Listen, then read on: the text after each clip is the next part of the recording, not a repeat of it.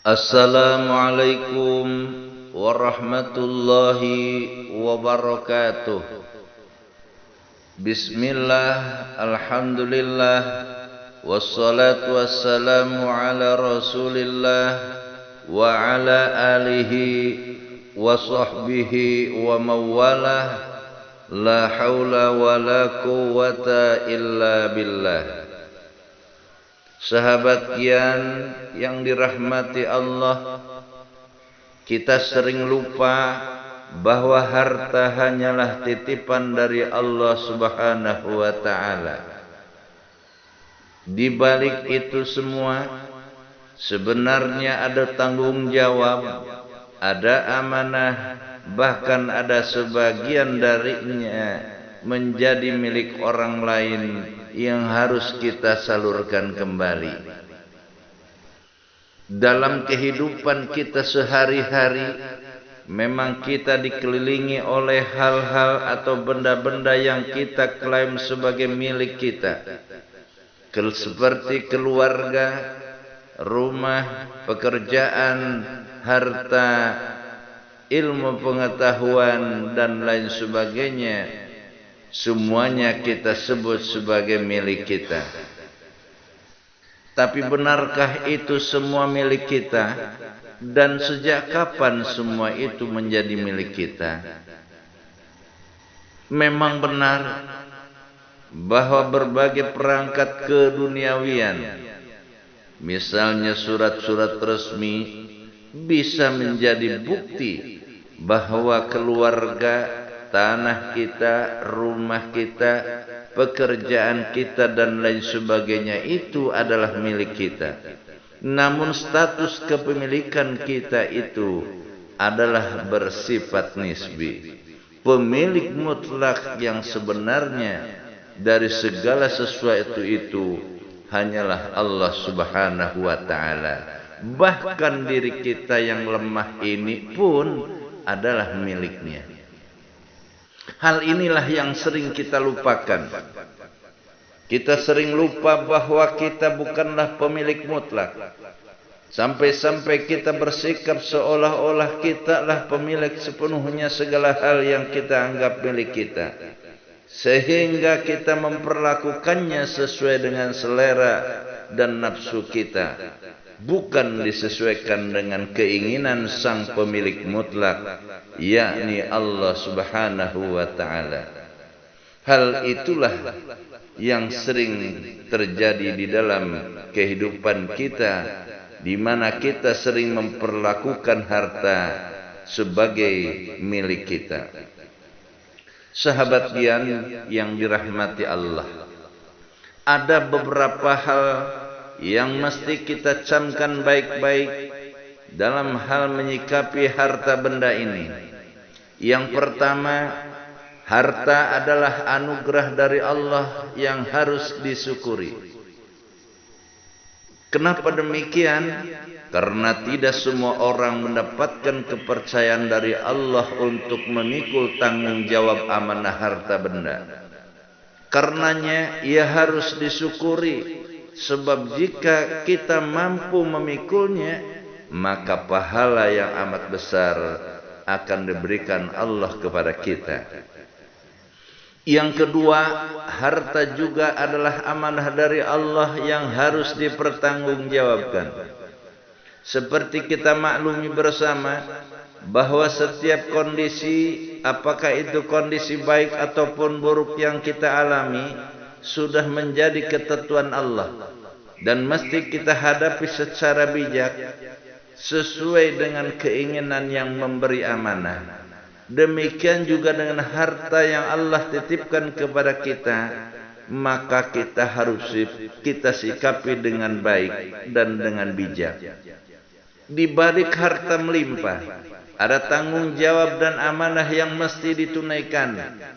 Harta yang tidak dinafkahkan di jalan Allah akan menjadi kotor karena telah bercampur bagian halal yang merupakan hak pemiliknya dengan bagian haram yang merupakan hak kaum fakir, kaum miskin, dan orang-orang kekurangan lainnya.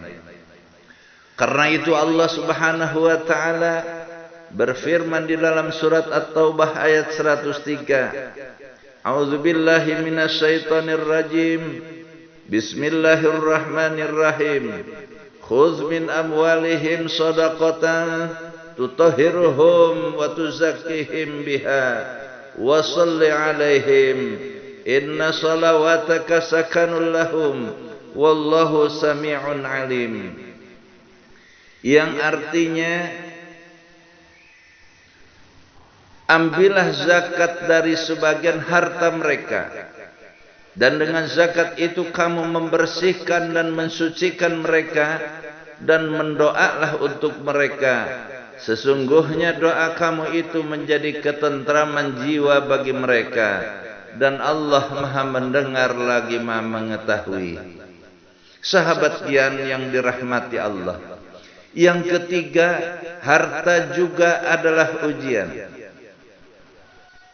Ternyata apabila kita sikapi bersama dalam kehidupan kita sehari-hari, yang jadi ujian itu bukan hanya kemiskinan, namun demikian kekayaan juga merupakan ujian. Persoalannya adalah bukan pada kaya atau pada miskinnya, tetapi bagaimana kita menghadapinya. Kedua kondisi itu ada pada manusia, yang tujuannya dibalik itu adalah Allah ingin mengetahui siapa yang terbaik amalannya. Bagi yang berharta, tentunya ada kewajiban-kewajiban yang mesti dilakukan terhadap harta tersebut. Yang keempat, harta juga adalah hiasan hidup yang harus diwaspadai. Ketahuilah bahwa Allah Subhanahu wa taala menciptakan bagi manusia banyak hiasan hidup, seperti keluarga, anak, istri, harta benda, dan lain sebagainya merupakan hiasan hidup. Dengannya itu maka hidup manusia menjadi indah. Namun patut disadari bahwa pesona keindahan hidup itu sering menyilaukan hingga membutakan mata hati dan membuat manusia lupa kepada Allah Subhanahu wa taala, serta lupa kepada tujuan awal penciptaan hiasan itu, bahwa semua itu sebenarnya merupakan titipan dan ujian.